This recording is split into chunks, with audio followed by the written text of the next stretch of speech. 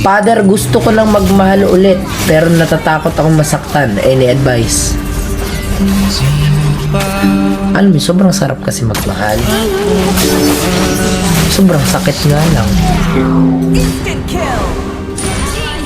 Ganito lang yan, huwag kang magmamahal kung hindi mo kayang masaktan. Kasi pag nagtagal na kayo niyan, nagkaroon na kayo ng pamilya, kung ano may sakit na nararamdaman mo ngayon, magiging triple pa yan. Triple, 5 times, or 10 times! Expect mo, kung tunay kang nagmamahal, dapat handa kang masaktan. Handa kang magpatawad. Handa kang masaktan ulit. Ganun talaga. Ganun ang pag-ibig. Masarap, pero masakit. Parang bimbangan lang yan. Masakit sa umpisa, masarap pagpatapos na.